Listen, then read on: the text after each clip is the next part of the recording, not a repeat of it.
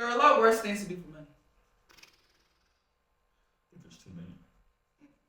You know, and to name a couple of my favorites. Whoa.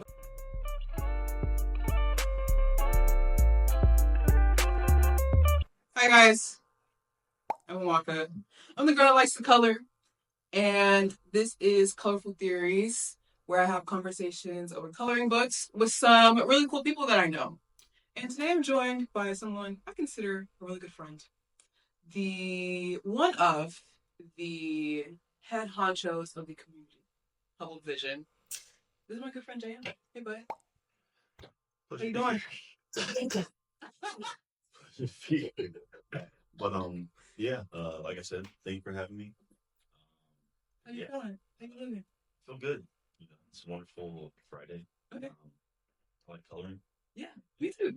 Yeah, let's get Yeah, let's get into it. Yeah. I'm not sure if you already picked something that has piqued your interest. Yeah, I got a good idea. Okay. Cool. All right, and I think I'm gonna do these squares. There's a piece of paper that you want to put under, Yeah. so things don't leak. Everything soft. Yeah. Want to please type A. 36 of myself. I love this room, so I feel really inspired to follow the color palette here. Yeah, I came here on par. I mean, Yeah. I just do this on. This is what I went to sleep with. Really? You didn't get hot? It's cold outside. Fair. Here we go. That it like did you brush it out this morning? No, I mean I brushed my teeth. And yeah, decided this is gonna be fit. This the fit? Yeah, all right. Oh, you were so excited. I was. You know, like how you have like the clothes laid out. I had the toothbrush, toothpaste laid out. And decided this is what's needed to happen. Okay, bet. I appreciate you. I appreciate your excitement. What's your favorite color? Red, actually. Why? Honestly, I like the oldest memory I have of red was a piece of clothing that my mom and dad had for me that I think I wore pretty consistently. So I think naturally I just gravitated towards red. Mm-hmm. But red and black, obviously. I like black as well. So I like black too, ironically enough, because this is called Colorful Theories. I had to buy more clothes so people would not think I'm are you okay? literally. I am okay. Thank you. Thank you for asking. Of course. But you know, black I feel like it's everybody's favorite color. Black. Let's be honest. Yeah. It's not. But I think everyone should have black in their arsenal. I agree. I feel like when I buy clothes, I'm more focused on like how many different black things can I buy to have like different silhouettes and like layering and stuff like that. I feel like that's more fun. Yeah. And then we'll do like a pop of color here or there. You know. But you go down. Type shit. But yeah, I'll say red, black. I don't know. I like all colors, but that's cheap. But yeah, red definitely. I need more red clothes because I feel like a fraud. Because red is probably the least amount of clothes I have. That's interesting. So my favorite color is purple. I don't wear purple at all. You know, like I can't. Well, that might be a lie now. When I have a specific shade of purple, I like a violet. Yeah, like a light lavender kind of purple. That's what I tend to buy the most now. That's fair. Definitely be questionable wearing just like a bright purple everywhere. Definitely have some questions. But I feel like I can pull anything off for there you go. What do you own that's red? I have some red Levi's that are pretty fire, must admit. Like jeans, shoes? Jeans. I don't have a red pair. I used to have a couple of red pairs of shoes, but they kind of got worn out. But I got a bunch of red markers in my house. I got a red beanie. My covers to my bed right now are red. Of course they are. I think that's a compliment. But you know, like I feel like at risk of making a generalization, of you just generalize men. I'm gonna do it anyway though. But like, y'all love it's either red or black sheets, or like a navy blue. Okay. Got that's your navy blue sheets, so that's kind of weird. But I will definitely be changing my sheets after this. Oh yeah, That's too close to home. that's all right. I'm here to encourage better in all of my friends. You know, That's why I'm here. I want the best for you, surely. I appreciate that. Which is why I'm happy to be here coloring because I don't get to color too often. Since, When was the last time you worked? um, maybe maybe a couple months ago. Okay. Like I got my girlfriend this coloring book, and she uses it sporadically, but I think that's the last time I actually saw color. That was like last week, so. But I do have a lot of art supplies in my house. Yeah, I think everybody should have one. Because it's like, why not? Why not? It's a good stress reliever. It's interesting. This green is stressful. There's like hella green. I also pick the green. Yeah, I was gonna say. There's literally two out of maybe there are 40 in here. Half of this is green. I don't think that's accurate, but I'm agree for the sake of You're a hater. that's not the first time. You're a hater, like a Hall of Fame level hater. You know, there's something special when people think you're a hater because it's like, am I really hating, or is it just something you just don't want to hear right now? You're hating. Okay. In this specific instance, I'll take it. Take it. Do you not think you're a hater? So it's a loaded question. How much time do you have? But I like to think that I don't hate. I do make a lot of jokes. Sometimes they are unnecessary, but never. You know what they say. Jokes are slightly rooted in truth. And like I said, that's why sometimes it's just like just maybe not wanting to hear it right now. So you're not joking. Oh no, I'm definitely joking, but I feel like I pay attention to things a little bit too much, so my jokes kind of tend to hit a little closer to home than most people's jokes. So then it's like, on top of that, my face kind of stoic. No, that's true. It's just a bad mixture with meeting new people. That's why I kind of just try to read the room. And as soon as someone makes a joke, I'm like, okay, that's kind of where the cusp is. But other than that, I'm not gonna try to hurt it.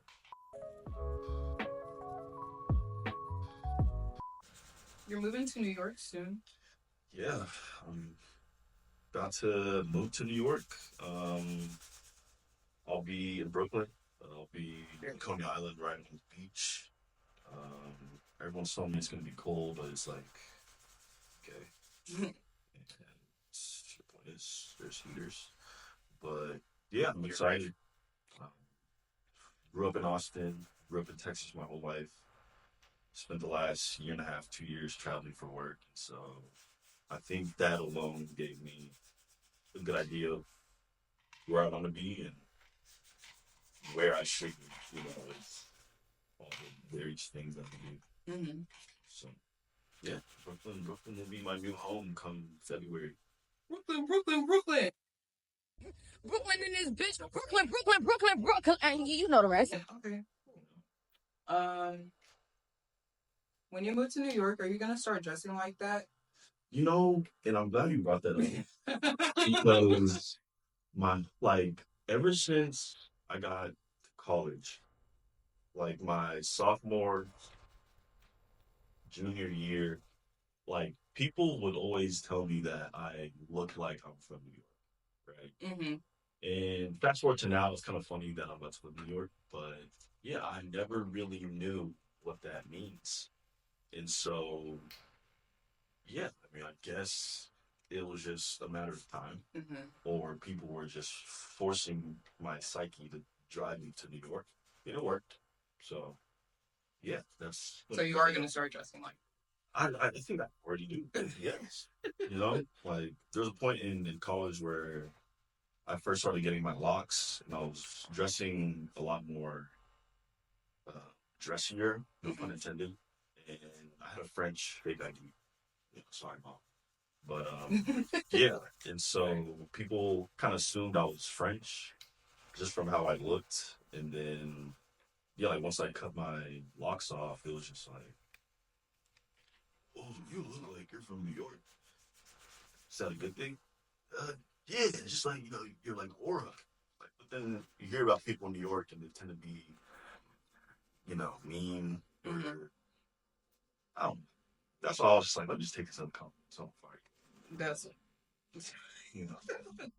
Yeah, so I will be dressing like I'm from New York before and after I live in New York. If that helps anybody out there, That's fine. I would say like in general, I like if I'm being honest, I might as well tell y'all the truth here. Um, when I'm picking out my clothes, I honestly just close my eyes, go to my closet, put my hand on my pants. I have my pants sorted out. Touch a pair of pants, grab those, and from there it's just luck. So, if you ever complimented my outfit, I appreciate you because I don't know what I'm wearing. except for today, right? Like I said, this is what I wore yesterday. So I'm just kidding. What people think I'm doing. I was like, I was told I was going to be coloring, and so I just put on a colorful shirt. I got some very nice Air Forces that were custom made for my birthday. Shout out to Simone. Yeah, I think I have a nice little cozy fit today. Match the weather. Ooh, this is not purple. Where did you go? AliExpress. something like that.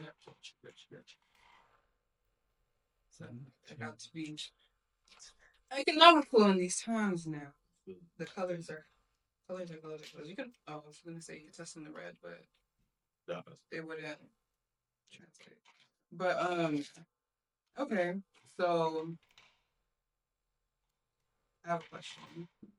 Would you would you steal tabbies for your girlfriend? Um,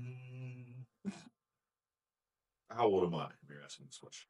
Like in today's day? Sure. Not mine. Yeah. I'm not sure why you assumed I'll steal. Oh my god. Yeah, I was vibing. That's so nice. You know. Um, But you remember that one guy that in New York that stole tabbies for his girlfriend, I feel like I did hear about that. his white wife.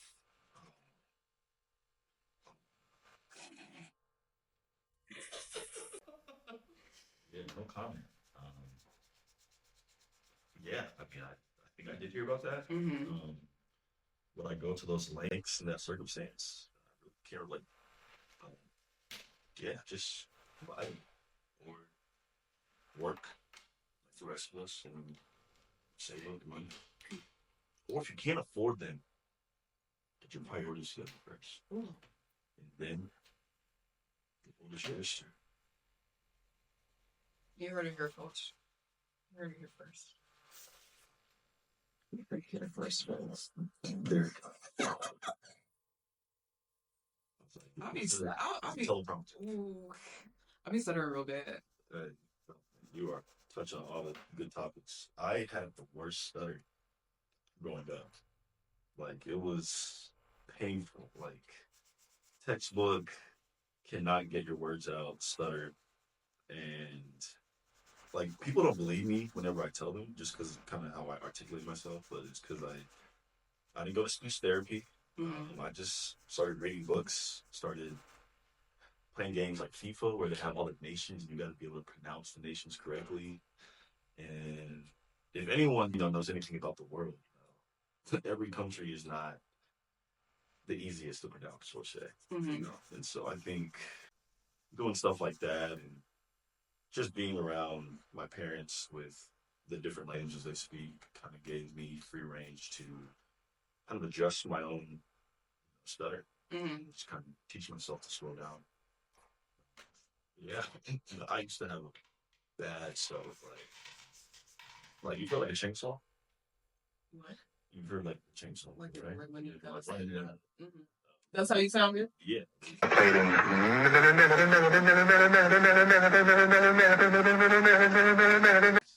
Like that. So I have to learn 3 languages for my stutter to go away. Is that what you're saying? I think it would help. I think it would definitely help. But yeah, not everyone's that willing to learn, especially in the language. So it kind of puts you a foot up in the world, I think. What do you speak? English. I can understand Spanish pretty well. I grew up in a very heavily populated Hispanic area. Plus, I played soccer growing up, so naturally, You have to figure that shit out. yeah, I just had to know if they were talking shit or if they were on my side. But yeah, so Spanish as well and French. I've been learning French for the last uh, year or two now. Just because like half of my family speaks French, and so I'm kind of taking it on myself to be a fluent speaker as soon as possible. You know, so do you speak any other languages? Really? Hey, feel you. I feel Spanish. I also failed Spanish. It was my sophomore year of high school. Um, Mind you, this was probably the worst class of kids possible. Like I'm talking about our Spanish teacher cried one day, left the room, and it was just like it wasn't because of me, just disclaimer. Okay. But there was just a lot of kids in there that did not care about what she had to say, and so yeah, I failed Spanish, and at the time I was a pretty important part of my high school soccer team, and so yeah, I definitely was public enemy #1 for a minute. Um, Useless, as they say. But yeah, I came back, did my thing, but yeah, Spanish will always have my heart for torture. But I do love Spanish now. That's good. Well, like I was taking Spanish in like 7th, 8th grade, and during that time, my family actually went to Nigeria, so we were gone for like a month, and I was just like working on stuff.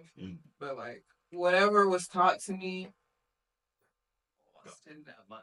Yeah. But and then we came back, and I was like, I don't want to do this.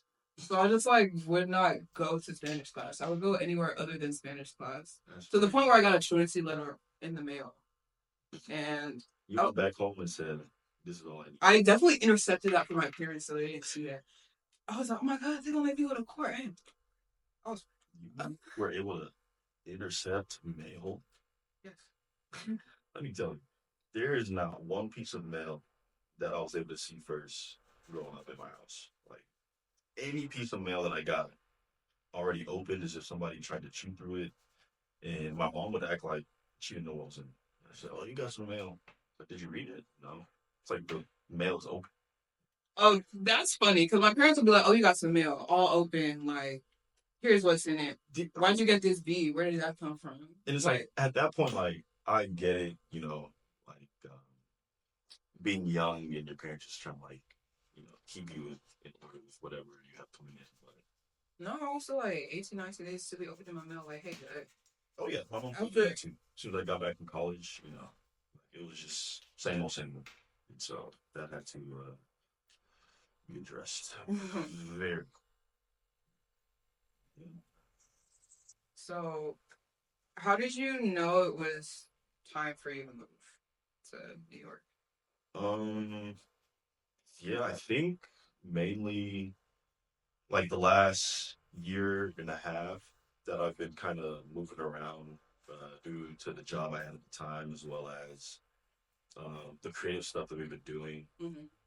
Makes some people tell me I'm already from New York, so it's like I think all those things, except for that last one, that was a joke, played into just kind of like my decision because I was really looking into LA as well. Mhm.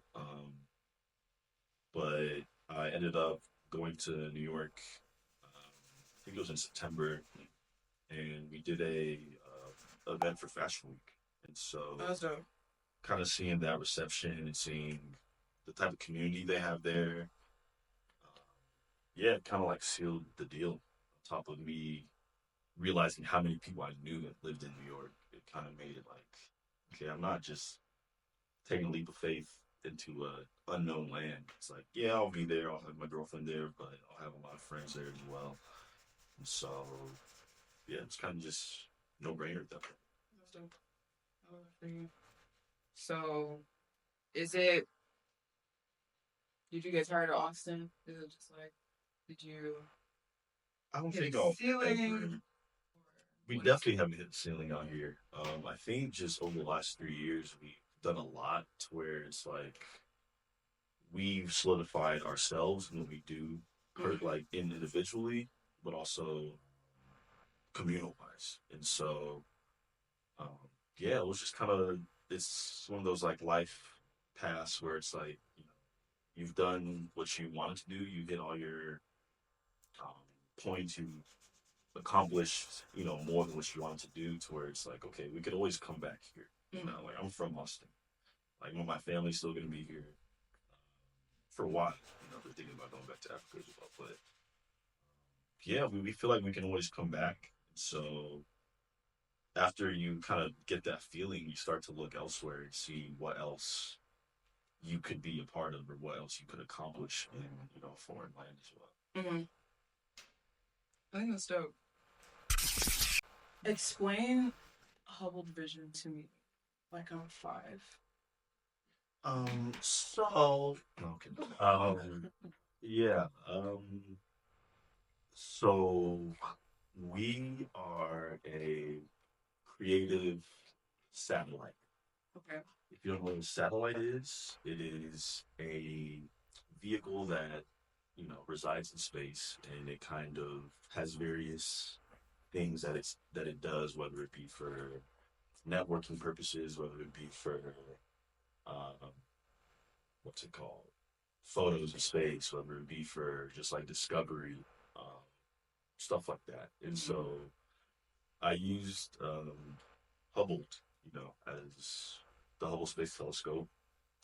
In 2020 was its 30th anniversary, and so it was a telescope that was only supposed to be in space for like roughly 10 years.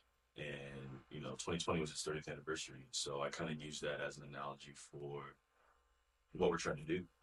We have these ideas, this path that we are working on, but we have no idea how far or where it will take us, or what new things we'll discover, what new things we'll see, and kind of how our ideas will shift. And so, yeah, that's kind of how I would explain who we are, what we do, create. So y'all just put other people on. That's the job. Connect others with others. Is that the vibe?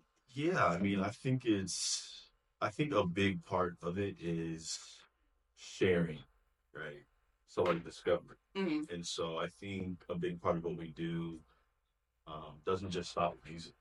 It's we work with a bunch of photographers, musicians, artists, and we're always, sharing what they do, reposting stuff. We collaborate with a bunch of different people, from, art shows to art galleries to DJ showcases to artist showcases to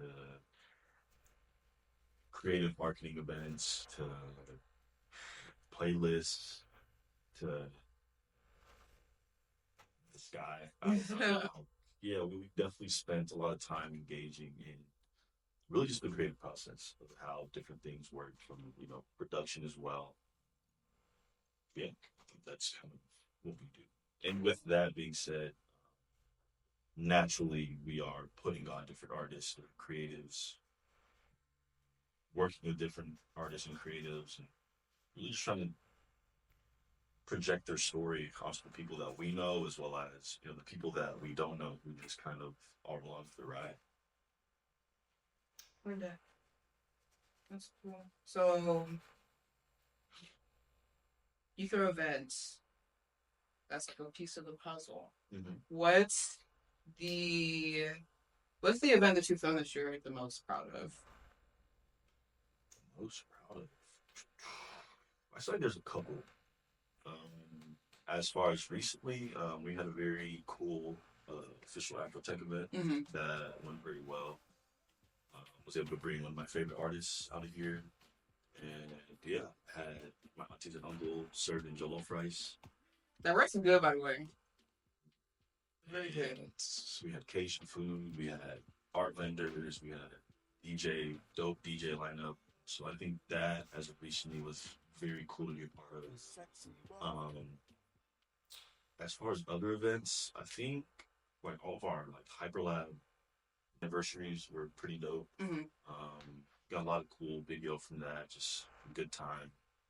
Um, and yeah, I say everything else we've done, all of our residencies, all of our collaborations with these different collectives and communities, from here to Dallas to New York.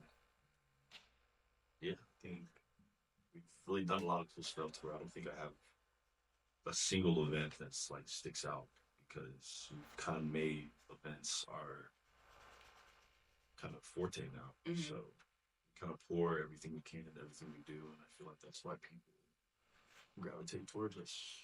No pun intended. You get it. Keep it in space. That's cool because I remember the Afrovision event, the one that she did for Afrotech, and you brought Black Sam. Shout out to Black Sam. He makes really good music. Shout out to Black Sam. Shout out to Black Sam. We love Black Sam in Texas. But I had heard of him before because he came up for me algorithmically just through Spotify. Yeah. I was like, oh, this guy's music is cool, but I never put a face to the name. And I think events that you put on, like Hubble Vision puts on, is really important because it helps make those in real life connections. Yeah. I was like, oh, that's that guy. Yeah. He's on my Spotify all the time. Like, he was on my Spotify Wrapped. That means you know the music. A few times. But if you hadn't had done that, probably wouldn't have ever, or it would have at least taken a lot longer for me to have a connection like that. So I think in this streaming age, where a lot of people are finding out about artists in that way, the way that you get to create those in real life experiences and then those memories, really, like, it's really important. It's an important work, I feel like. Yeah, and I mean, it's really a testament to, I think, what we've been able to just do for ourselves, because, like I said, like Black Sam is one of my favorite artists. That's like top 5 for me right now. Being able to bring him out, show him, the city of Austin, shout out to Samataro Pizza as well, because we were able to, kind of head there before they opened. We had a whole pizza platter, wine platter, like, it was fire. And I think doing stuff like that for artists is important because, obviously they're there to perform. Right. Do their thing, but I think they remember the experience when they're able to kind of live in the moment and not just work in the moment. Yeah, I think that was really cool. All this creative stuff has led me to be able to meet, some of my favorite artists. Like I brought YG Tut out to Dallas a couple months ago, and yeah, like, if you know me, Preacher's Son was on repeat, like, my whole high school, even going into college. Like, I listened to that album repeatedly. So, yeah, I think just all of the experiences that have happened have just been a testament to what we're willing to do for ourselves and others. I'm sorry.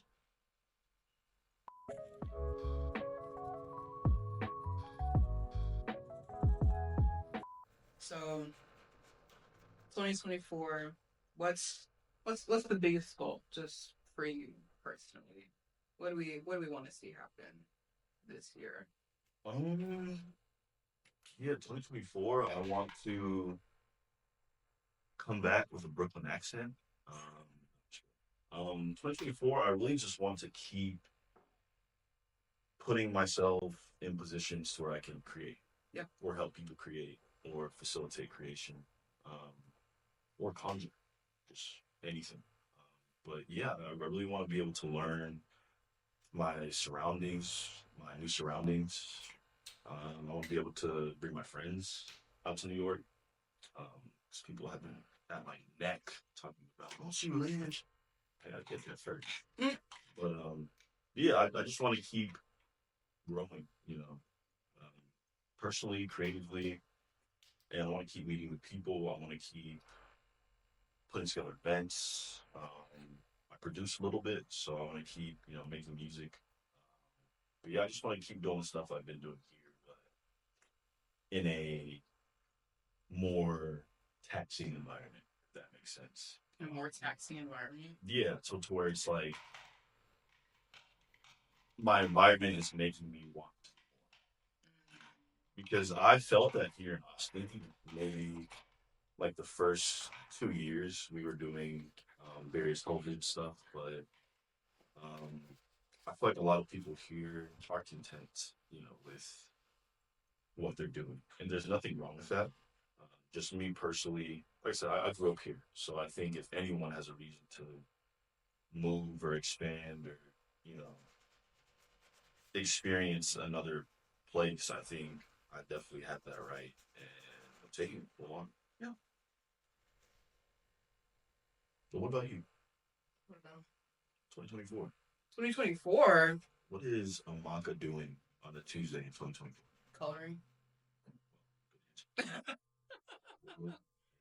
In 2024, I'm making coloring my personality trait.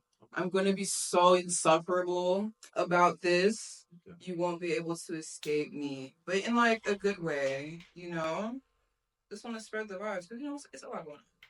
Yeah, there's It's a whole lot going on everywhere. And I've always liked coloring. Mhm. I've always wanted to do it with like people though, but people are busy. But people always pop out with the camera. The camera is there. It's like no one is that busy. You make time for what you want to do. If it's not a priority, it's cool. Just be honest. But yeah, I'm gonna make it a thing. I think everybody should get a coloring book and do this shit. You stressed out? Hey man, go get you some markers. I'll say get some markers or pick up FIFA. And let me tell y'all about FIFA. No, I'm just kidding. But yeah, FIFA. Well, FC 24. Is what it is. I'm gonna still play. I'm still buy it. I just play management mode because I just like managing shit. Yeah, do whatever that kind of gives you that release. That's productive. Personally, I would like to hear your best Brooklyn, New York accent. And personally, not gonna happen. Damn. But we'll see. Just, am I? You're not even gonna indulge. Just enlighten me. I don't like. That's the thing. Like, I really don't know. Because like the best thing I can do is rap a Joey Badass song. You know what I mean? And call it a day. But yeah, I mean, I think I can do an accent. And I feel like if I did one now and I pulled up to Brooklyn, I would have a lot of explaining to do. Okay, fine. You know. Fine. I'll let you live today. But yeah, who knows? I'll end up doing one. Now we just have to decide. So From the block to the. Sorry, man. Sorry. Yeah, I like to get people like that. Because, like since I like produce, like people always ask me when I'm gonna hop on the track, and it's just like, why is that even a question? It's like, do I give off vibes that I'm gonna just hop on a track and just start? I mean, like you got the beanie on, you got the look, you got the artist look already. Like anyone with a beanie. That's not what I said. Well, that's the first thing you said. That no. So elaborate. I mean, you just look like a artist. You just look creative. Like you look like you can spit a 16 right now. But just like very calmly. Like Shout out to Blackson. just very, very calmly. Yeah. Like it's nothing. Like it's not easy or like, it's not hard for you. And I get that. It's just a bounce. Oh. But I do have a lot of friends that can't rap. You know, one of them is here. Actually, that's side patient. Yeah. I know it's many people that can rap, so I leave that to professionals. I have no reason to embarrass myself. How's it looking, boy? It's looking good. I like that. It would be a nice little abstract art. Would you like to show the class, please? Yay! We listen to artwork. Yay. Awesome. I am very inspired by the room. And I finished before him, so I had to get a little creative in the corners. But it's not a race, but it's a race. Mine took a little bit more finesse. You know, it just has straight lines. Who can't color straight? Well, hater.